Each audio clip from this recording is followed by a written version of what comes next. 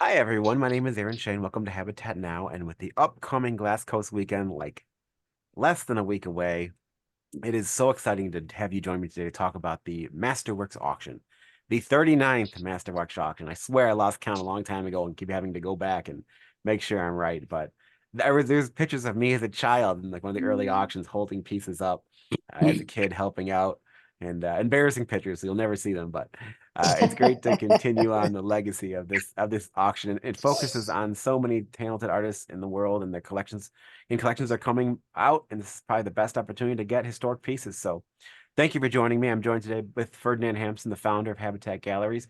Say hi, Ferd, even though you're in the dark right now. Hi. It's great to Yeah. have you join me. So I'm going to go ahead and take Great over to your be semi screen. here. Right. And we'll go through a little bit of housekeeping, not too much, before we get into the actual auction details. So if you every week we mention where the Zooms are hidden on this little thing called a hamburger on our website. If you don't get the link via email, you can click it there. We have more Zooms planned. NGG next after the you have some live stuff for Glass Coast Weekend coming up, and we're also going to be featured on the Fired Up AACG live public Zoom, which is going to be on Friday. So if you're an AACG member or not, you can see the space from your home. So make sure you tune for that. We do these every single weekend, every single Saturday. If I can get around to have a plot, always looking for new ideas, so contact me. The glass tour is planned for this year, later this year. So if you haven't heard of that, Habitat goes from port to port on a cruise ship and experience like on any other. From you visit museums and tours and collections and galleries and artists. It's just an incredible experience. They've been doing these. We've been doing these for so long that it's like a fine tooth machine. Even when some of the staff disappears, the other staff picks it up, right, Ferd? Yeah. I was talking about NGG. This effort is continuing. We have a new artist going to be is going to be talking to us on February 10th. And now we're talking about Glass 52. The invitations are basically done. We're going to be giving some of them out during our upcoming Glass weekend. It's going to be an incredible weekend. I'm trying to arrange a stream or a video screening of uh, Paul Stanker's new documentary, which looks incredible by Paul and a documentarist named Dan Collins, on top of solo exhibitions by Julian Robin Rogers, Robert Mickelson. We're gonna have John Miller blowing at this demonstration. So much to see. It's going to be an incredible experience. On top of the glass gala, artist gala we're doing again. I can go on and keep talking about it, but I'll stop. Here's some fun pictures from last year's Glass Coast weekend. Just want to share some of the fun times we had visiting with the artists and seeing everybody in the space. And it was an incredible space, but this year is going to knock your socks off. I know Rob and Dave and Debbie and Corey put together an amazing plan, and I'm looking forward to seeing all four of these exhibitions and these two solo shows, plus the auction, all on display at the Berlin College of Art and Design.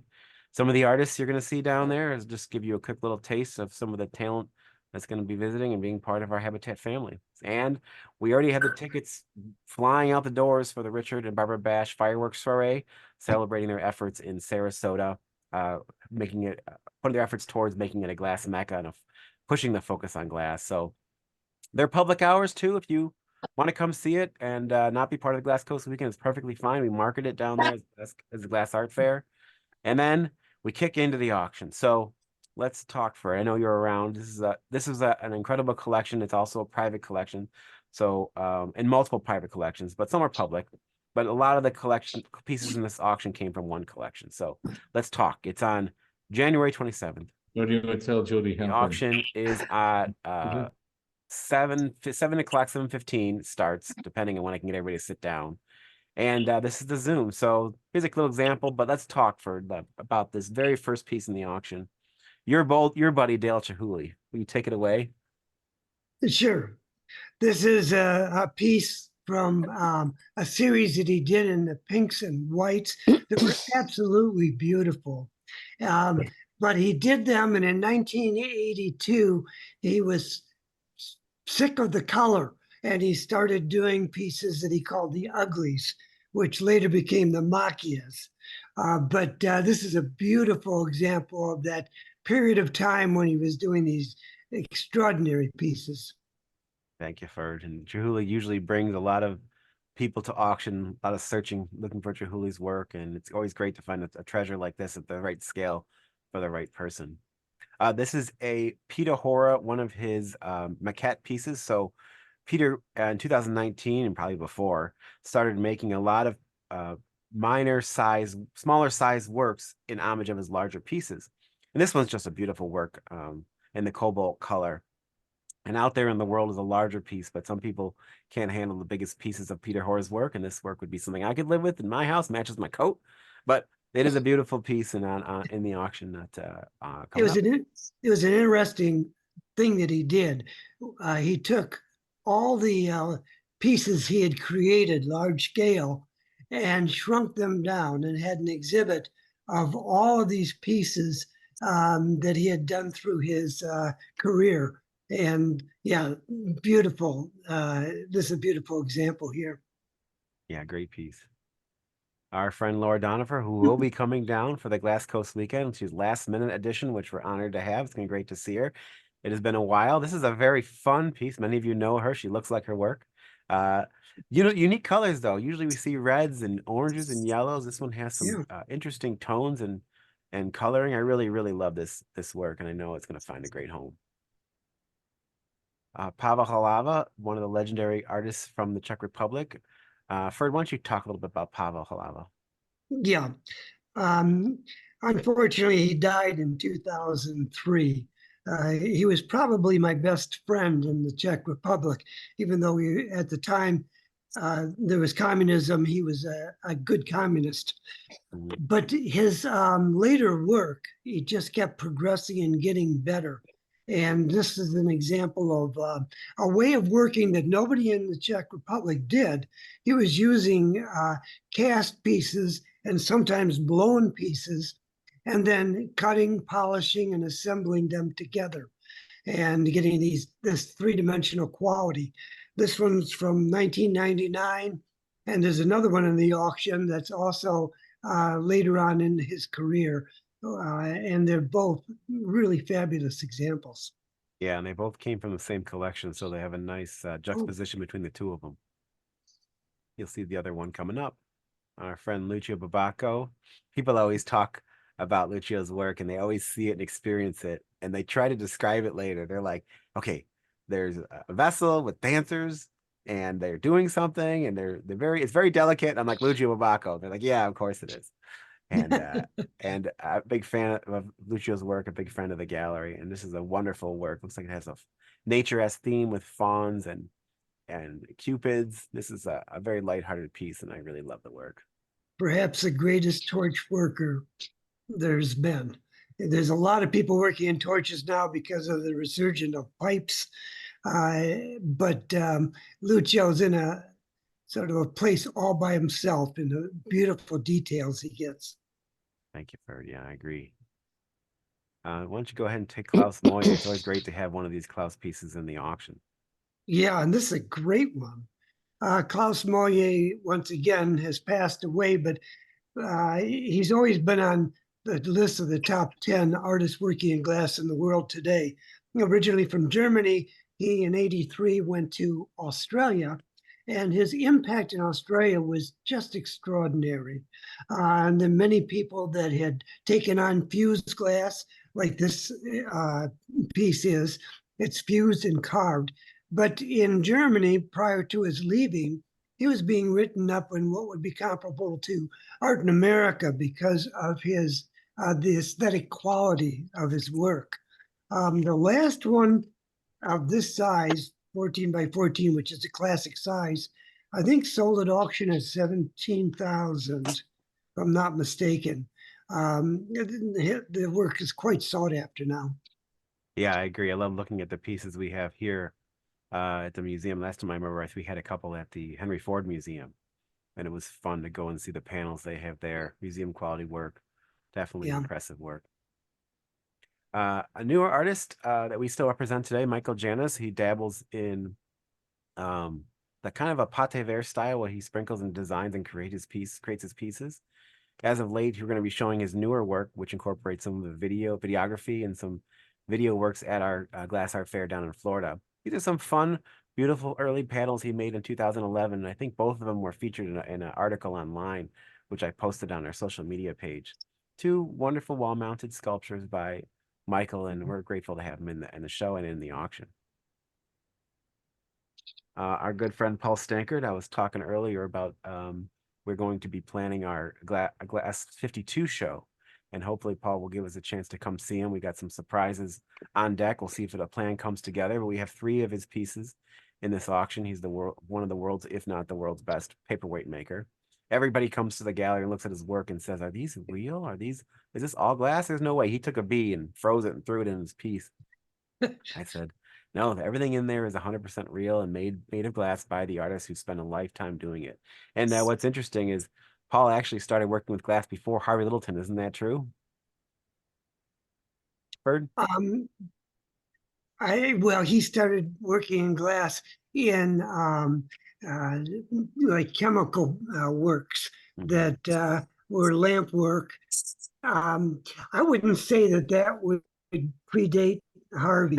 Is it? Okay. I mean, I can point out one piece from Harvey from 1945. So Yeah, it's true. yeah, That's fun. Well, some people talk about the work and what incorporates, and some people like to see the bees, of course, and the flies, and this particular, he has these things called earth spirits, which are the humanoid sculptures that are buried in the roots and sometimes under his pieces. So this one incorporates one of his most in-demand styles, which is a bee, but they're just treasures and they're incredible pieces. Evening Study by Mark Pizer. He's a legendary artist working in glass who has retired. And this is one of his, more popular series. Fred, do you want to elaborate on that? yeah. This is the series before this, the paperweight vase series, where he did very intricate drawings on molten glass in a blown form. uh, they started becoming so complex that it was physically hurting him to make them. So he wanted to find a way where he could keep with the ideas. That would be nature, and this one obviously with the sun. Um, and so he was one of the first people that I ever saw working in cast glass where he could get multiple colors. And when he introduced this series in an exhibition we had, it was like so dramatic. There were only 2 of them in the exhibit, and the works were other ones that I didn't find as successful. They weren't the more literal ones like this. Hmm. And everybody wanted them. They were just so fantastic to look at. Yeah, it's a great piece of history here. So make sure you're aware, which is great.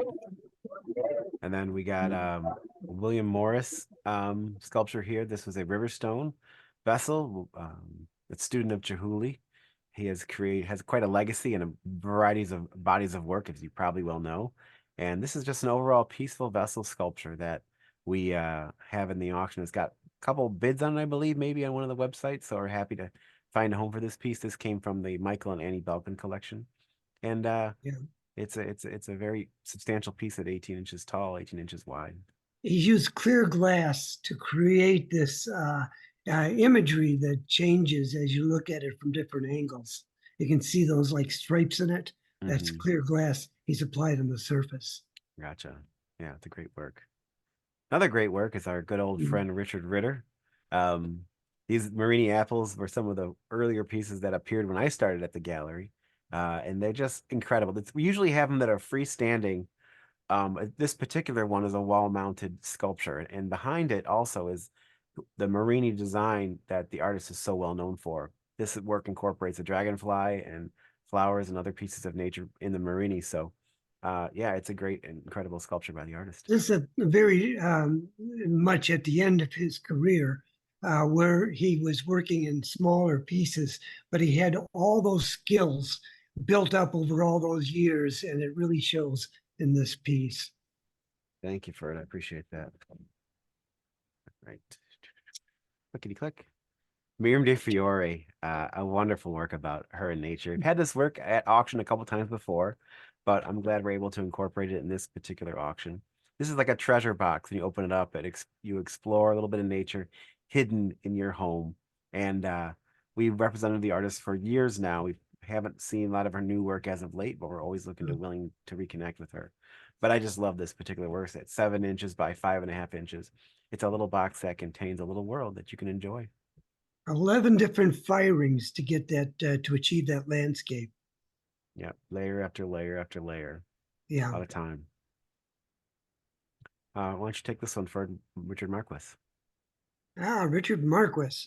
Yeah, this is his classic teapot, and he's so well known for the canes. In fact, he came back from Venice where he had learned to make the canes, and he brought it over to Pendleton, North Carolina, the school, and he said, "Boys, I got something to show you." And it was this cane work, and that actually influenced Richard Ritter to start working in canes. Hmm. Um, but he decided to go to California, and people in California were doing all these production works that looked like Tiffany. They were making a fortune. He said, "Well, I got to cash in on this." So he decided he developed a company called Noble Effort. And, but, he's just too good of an artist to do things the same way each Mhm. time. So he started making these fabulous teapots. And this is a great example from 1990. Yeah, we've incorporated a bunch of these in the past at auction. Everyone is unique. Everyone is a fan favorite. So I'm glad to incorporate this piece in this auction. This is probably one of my favorites too. Just overall wonderful work. Emily Brock, a longtime member of our Habitat family, was always in demand for her work. Everybody's got one of these works from the past. When I was growing up, I'd go over their house and see these things and just exploring the pieces and looking for small little trinkets of hidden spoons or napkins on the floor. You look at an old recipe or a on the wall, like the price of the food. She really put a ton of effort. And what was great about Emily is she used every technique in glass that existed, usually incorporates somewhere in her work. The artist Yeah. has since retired, um, and so they're becoming harder and harder to find, and definitely require a special art handling for delivery. So to keep that in mind. This, she always has little elements of things that show that people just were there, but without people. And then some years later, she developed casting processes where she would make the people that would be part of the scene. But a little story about the diner. The Toledo Museum acquired a diner, and for years they did a survey. And the survey was Dale Chihuly came in second to the Mummies, and but then when they got this diner, Dale Chihuly came in third place, with Emily Brock taking over second with her diner. Yeah, I you like to believe tell it. that story to Dale. Yeah, I'm sure he likes that one. Yeah, That's right. funny. It is funny, but it's very relatable. And a lot of times, people really love explore these works and really love them. And I've enjoyed it my whole life too. Here is a masterpiece by our friend Berta Valine, who just recently had his 86th birthday. And we sent Corey out to see him, and he had a chance to hang out with Bertel, along with the financier behind the Imagine Museum, and spent some time with Bertel and exploring his career or his studio. And it's always exciting to see his work come to auction, especially these large map pieces. Usually they incorporate dark or clear glass, and this particular one incorporates a lot of fun purple. It has the boat form, which the artist is so well known for, along with his, floating heads. And they're about the path of life. You live, and it's from people you meet. There's things you believe in. There's achievements you accomplish, and this work is just a wonderful work by the artist. John Littleton and Kate Vogel. John Littleton is we talked about Harvey a minute ago. Uh, Harvey Littleton's son, and John and Kate are some of the most innovative artists working today. We have some of their new work at our Glass Art Fair. They're gimbal pieces that move and rotate, but they're also really known for this body of work of these holding cherished item. This particular work is called Forest Seed. It is a wonderful work, and it was recently looked over by the artist for inspection. They did see in one of the hands, you can see it in the finger right here. There's a little bit of glass moving around right there, but the whole work is solid. But we do want to bring it to your attention. It hasn't not going to fall apart. The artists have inspected it, but it is a wonderful work by the artist. This is the real treasure to have in this auction, right, Ferd? Oh yeah, there's probably of this scale. There's been maybe in her career she made 15 of them, something like that. And this one is particularly beautiful. It, it relies on the Greek-inspired Cycladic fertility goddesses, and that's this form that she uses. But it's so wonderful because she uses the interior here with the clear glass, and then has the bird and the nest, all about fertility Yeah, I'm always a and big fan freedom. of her work too. And just the small details of the painting on top of the hidden tree that it's inside the form's body is just incredible. And I always get lots of people who ask about her work and want her pieces, but she does not create new work. She's not creating any new work at the moment. And I don't know if she ever will. So this is a masterpiece. Like Ferd said, there's only 15 available. This will be the piece to bid on. It's Tsukunishi, a Japanese artist that we see every now and then in the secondary market. They are very beautiful and in-demand sculptures, and some people we know actually collect a lot of these pieces for their personal collections. Quite big at 20 inches wide. It is a impressive work Mhm. by the artist. Preston Singletary, no introduction needed. Everybody has been paying attention to Preston. He has some amazing exhibitions going around right now, and we're honored to have one of his baskets in our exhibition. This berry teal basket is a stunning work, but it's not Mhm. giant. It's 6.5 by 5, so it's know the scale of it before you bid. But he's well known for this particular series and particular style, incorporating this work and many others in his style and career. Oh, it just started. And then we got to Hitchaki Kazaki, I think is pronounced. Let me see who's let Yokozaki. me see who, yeah, Ferd, you were talking to me about this earlier. You did all the research and know everything about him, right? Yeah, right. What little you can find. He's from Japan, which is actually said right here. And in my research, I found this particular piece and describing it. It's 43 inches high. It's made out of wood and glass. And this was very indicative of his work. I would see him only at like Sofa Show and then very few pieces. So it leads me to believe there's not too many from the series that were ever created. Yeah, I agree. And looking online and going through the artist's pieces, this is probably the nicest one out of everything I saw online that was still available or still around, visualized. Our friend Brian Usher, who is a master of casting glass. I'm a big fan of Brian's work. He takes on shapes and scale and pushes it to the limit. You'll explore his work. They're very abstract, but a lot of them have deeper meaning of like the path of life are the things that are around us, but are told in a different way. And this particular work is 16 inches tall by 22 inches wide and is a very impressive work by our friend Brian He's Usher. a classic minimalist. Mhm. Christina Bothwell, another big longtime member of our family, a large scale work, 39, almost 40 inches tall. And her work is about the family, the home, and her time as a mother, which she still enjoys, though her kids have all gotten older and if they haven't left the nest, they're about to. But, her work, it has that real feeling that you have to really, really enjoy the visual exploration of her pieces because the body's made of, it looks in this particular one, the body's made of glass, the head, the hands are made out of clay or porcelain, and then the feet and the lower torso looks like it's some kind of metal. Um, but a large scale work and a really important one for the artist. And it's called My First, so I suspect it was about her first child. Strangely compelling work.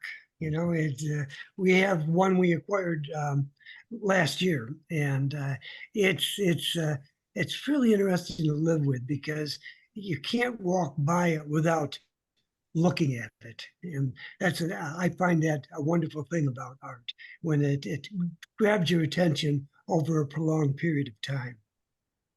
A good way of describing it. Yeah. So we have two wall-mounted sconces by artist Dan Daly, and these are very impressive works by the artist and often in high demand. And they came from the same collection down lower in the States that we picked up personally. And it's great to have a matching pair of these sculptures, and yeah, I think they were very expensive when they were new. But as the market moves, people can acquire great pieces at great opportunities with great opportunities. So if you're looking for a pair of sconces, this would be for you.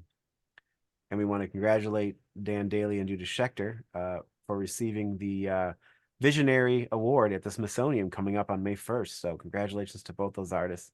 It's great to see them being awarded. And we found this news today on Facebook, so it's great to hear the little news go out about them.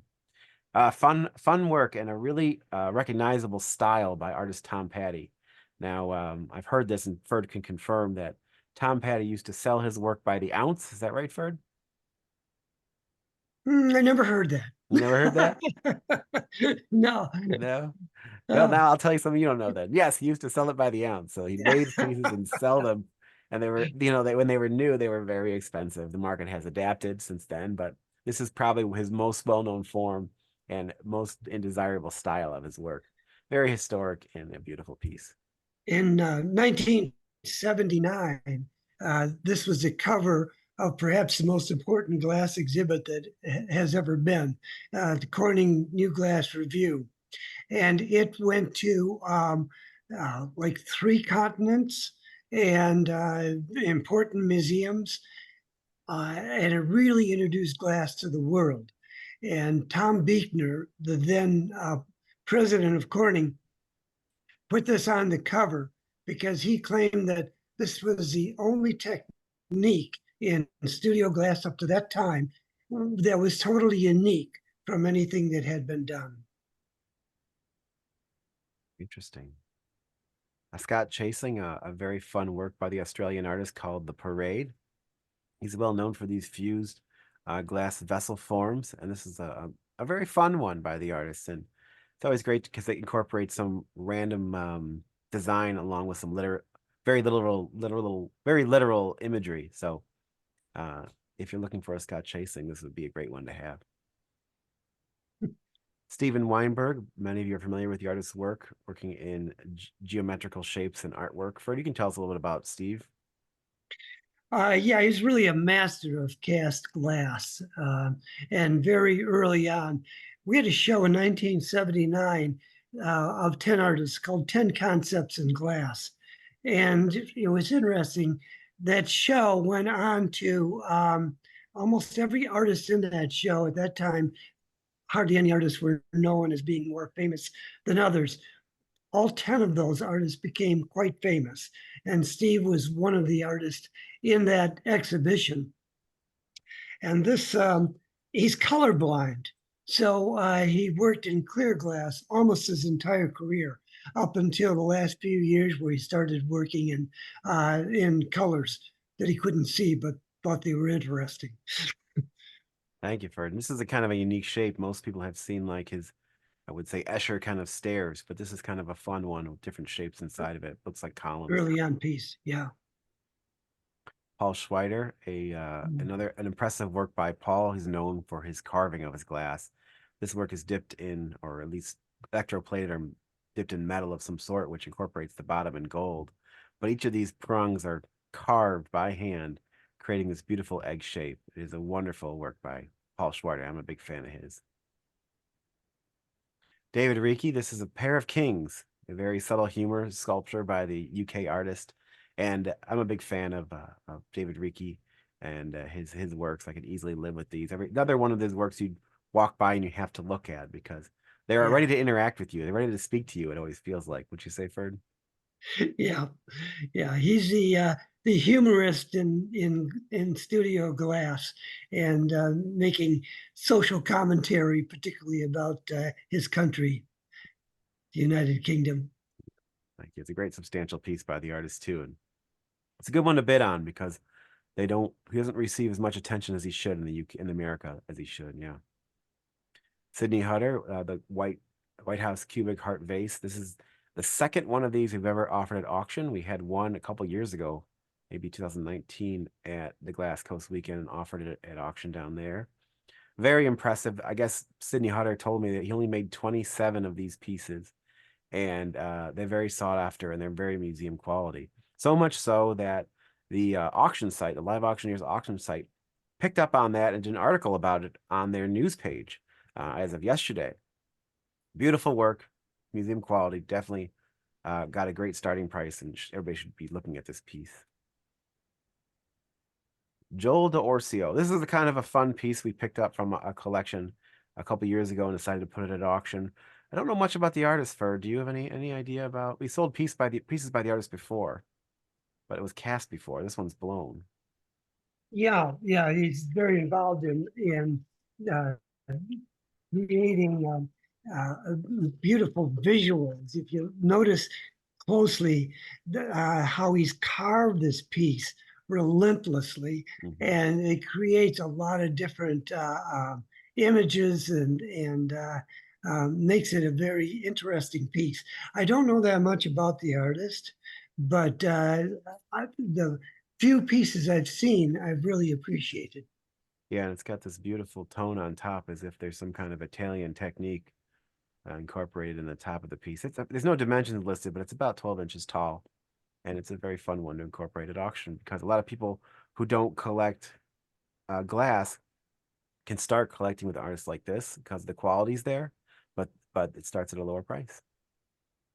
Yeah, Another Paul Stankert incorporating bees and botanicals, and what's great about these works is every single piece that is made, Paul doesn't like make up the flowers. He doesn't make up like the intricacies of every piece. They really exist. And he spent years perfecting his style to make these things that really exist in life. And I'm looking forward to watching the documentary that is going to be hopefully screened during our international about that process and the time he's put in. But every piece is a treasure. Another artist we have at auction every now and then is Elizabeth Sterling. They are carved works, and they are detailed, and they are just beautiful. 14 inches tall is vessel form. It probably has like the back of it carved out more, so it's not a full-blown vessel, but the objects are just up to quality. They are very impressive pieces by it's the artist. kind of like Art Deco meets surrealism in these pieces. Yeah, in all of her work, really. Really very nice, very intriguing. Yeah, she's quite the artist. Like, look at the negative space on her dress. Like, who would even think to do that? And they're just incredible works. Judith Scola, a Seattle-based artist. This work was from the same collection we picked up. Very substantial at 30 inches tall, and you can see that the piece inside the panel is almost similar, if not the same, as the piece in front. She has this really fun exploration of space where you think you're seeing more than you're seeing, and the branch that's actually on the physical vase is growing higher up in her panel. And these works are just beautiful and high quality, in my opinion. She makes the vessel first and then creates the panel second. And that vessel inspires the panel. You'll see it's replicated in the panel. Yeah, right. And this one is, again, 9 different firings. So the glass becomes opaque in the areas she wishes the glass to be. Yeah, thank you, Ferd. Here is the other Apava Halava work called White Butterfly. And it is a beauty. Look at those beautiful tones and colors inside of it, matching with the white around the outside. Another museum quality work by the artist. I would be jumping on this myself if I had a museum. Laura de Santillana. There's always a lot of demand for Laura's work at auction. A lot of designers love to buy her work and place it in their clients' collections. So I suspect, and we'll see, the same thing will happen with this piece. It just fits a really nice aesthetic for people's homes who are trying to fill a space with something treasure-esque. And this work is very treasure-esque with its gold interior kind of coloring and clearing the white glow to the outside of it. It's interesting how some designers cling on to a certain kind of style, and this is one of them. Well, she is the granddaughter of Vanini, which makes her in Venice to be part of the elite. And this, she's kind of a minimalist in how she works. Unfortunately, she died in 2019, and she was actually quite young. So her work has been, really sought after. Barry Friedman, the dealer in New York, had a great relationship with her and really sold most of the work in the United States. Thank you, Ferd. Another fun piece by Richard Marquis, the Wizard Teapot Sculpture. As Ford was saying, Richard couldn't make the same thing over and over again, so he had some fun. Yeah.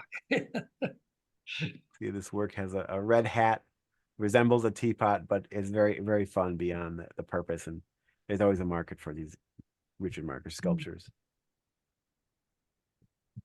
Fujita, you were good friends with Fujita Ferd, right? Yes, Kyohei Fujita. We had his first exhibition in the United States. I originally met him in Frauenau, Germany, at a world craft conference, and that was in 1981. And we had an exhibit shortly thereafter of his work, and I was really excited about that because he was very prominent in Japan. In fact, when they would have an exhibition in Japan, every piece would sell. Hmm. When we had an exhibition with them, by the opening, we had sold half of the exhibition. I mean, I was excited. I was flushed with pride. And he said, well, I'm new to this country, so that's why they're not selling as well. Okay, That's fine. funny. Do you see that lip going around holding the two pieces? That's a sterling silver lip, which incidentally needs polishing from what I see here. And there was a family in Japan, and their sole occupation was making the lips Hmm. for these pieces. That's fun. Yeah, when you open them up, usually they have a designation of what side goes where, so you make sure you close it in the proper format. Right? Very beautiful work. Love the color Yeah, in this work. gold and platinum. Yeah. Hungarian artist Margit Toth. She's well known for her animals and her pate verre process. Very, very impressive work by the artist, and I'm a big fan of Margit Toth. This is that overall eye pleasing. You have a beautiful blue hippo. You have a little golden bird on top, and I believe there's probably some form of Latin written there around the podium itself. And these works, when they were new, were very expensive. When I first started working at the gallery, we were selling them at Sofa. They have since even her prices that she makes new works has come down. So this is a great opportunity to get a work by Margit. She used to make like 4 pieces a year, Right. and that would be about it. Yeah, and this is from that era, and she still probably makes that many a year. Right. A beautiful boat by our friend Berta Valin, a cast glass sculpture with lots of objects pushed into the casting during the sand casting process. He incorporates different visions we talked about earlier about the future and about life and about the people you deal with. There's hidden messages on the side. The boat becomes a little bit clearer on the edges based upon this vision of the future. And we're big fans of Bertolin's work. Simon Maverly. I think we've had maybe 4 of these at auction in total in my career here. And the Australian artist has some fun. And these objects are all made separately and then clanked together with different screws and bolts as if it was a real marionette. I would highly recommend not using it as a marionette, but enjoying it nonetheless. And this particular work is called First Step, as if, someone's taking on the role of marionette for the first time. And the marionette is not trusting as of yet. Howard Bentrey, this is an impressive sculpture by the artist. Do you want to take this one? Yeah. This is from 1984. We had an exhibition with Bentrey at the Charles Cole Gallery in New York and Habitat in Detroit. And these structures were the most popular. We sold out completely. Cole sold out completely. He was the most innovative artist working in glass. He was doing scale that nobody else even considered possible. And he had a thought about what he was doing always. And he made just beautiful sculptures. You could look at this for a long period of time and not stop enjoying it. There's something about great art that's compelling. And this is a piece that would fall in that category. Thank you for it. I appreciate that. fun work by our friend Richard Jolly. This work is called Do I Look Thinner? And it's written on the bottom of the piece too. You know, Richard has many different bodies of work, but these line drawing works are very popular. And at 13 inches tall, it's kind of in the larger scale of some of them I've seen. But he is just an incredible artist and incredible guy.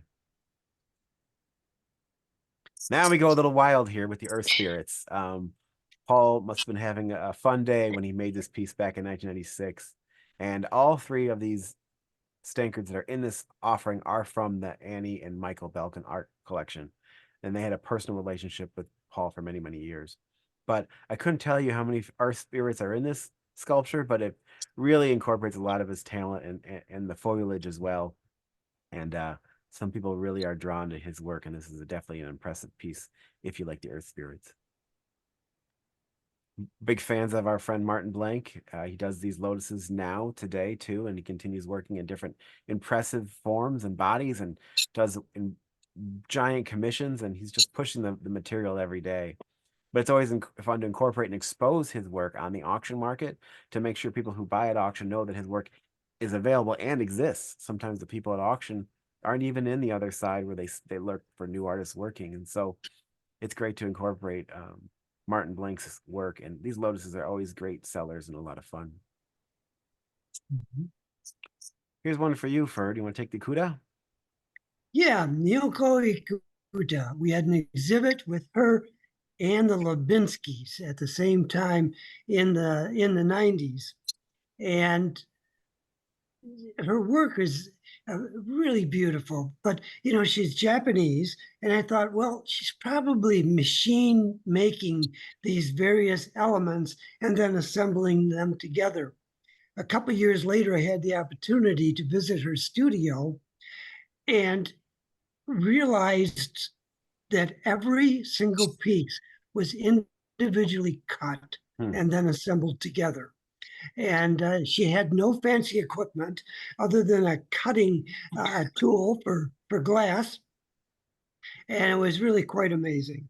So she got pregnant with twins, and it really kind of took her away from her career for a while, and we kind of lost touch. But I did see her at Basel. Well, it was before COVID, so maybe 2019. And there was a gallery representing her there, and the prices had gone up substantially. A piece like this here was around $38,000. So obviously, there's a very strong market elsewhere in the world for her work. Yeah, I saw the same thing when I went to the Seattle Art Fair. They had pieces a quarter of the size, and they had 30,000 to 50,000, and larger pieces were even more by the artist today. And I actually reached out to her to see if we can get her work in international, and she doesn't really ship work out of the country anymore, other than, you know, galleries doing it for her for exhibition. So this is a great opportunity to get a piece by an artist if you're in the market. That brings us to our finale piece, our Northern Bald Ibis from the Endangered Species series. And I just talked to somebody on the phone that this piece is still on Toots's website. They told me recently. I haven't checked it myself, but 2018, it's a very recent masterpiece inspired by the endangered birds species. But wow, it is an incredible work, and we're honored to have it in our auction. And if you have a Yeah, you chance to almost don't come and have to see it, say anything. It's just so yeah, beautiful. exactly. We're gonna have it down in our Glass Art Fair and at the Glass Coast Weekend for the auction happening on the first day. But this is a true masterpiece that we're grateful to have and Yeah. eager to share with the world. And one lucky person will be taking this home. And what's even more interesting is I have a commission lined up for Tsinski for this year, and she's so busy doing projects that she can't even take on my commission until late, like maybe half the year down. She won't even talk to me about it. So if there's a Zinsky piece you really want to get, this would be it, because it is just a true masterpiece. So let me stop sharing my screen and just tell you a little bit about where to go. Go to habitat.com. On the very top is the MasterWorks button. Click there and you'll be at our auction site on the MasterWorks site. You can also go to habitatauctions.com, but we don't advertise that link because why would we? It's just another link you'll have to remember. And then we also have the auction on Live Auctioneers for those of us who don't know Habitat yet. And the premium is less on our MasterWorks site than it is in Live Auctioneers. So we can talk about auctions all day long, but definitely check out the auction on the MasterWorks site on habitat.com and place your bids. If you want to put silent bids in with me, it's even a lower buyer's premium for phone bids and silent bids. So please do. I look forward to seeing all of you down at the Glass Art Fair during the Glass Coast weekend. If you're going to make it, if not, join us virtually. We're going to have 2 tours virtually. We'll do a Habitat Zoom with us, the AACG Zoom, I think. We'll go on, so we'll put it together, but it's going to be a lot of fun down. We're looking forward to getting out of the cold, getting into the warp at 70, right, Jane? You said it was 70 down there, I think. Absolutely. So, thank you all for joining me today, and place your bids. If you have any questions about these auction pieces, please contact me anytime. Eager to talk about any of them with you, and looking forward to the auction. So I'm going to stop sharing, and if anybody has any comments, we can talk right now.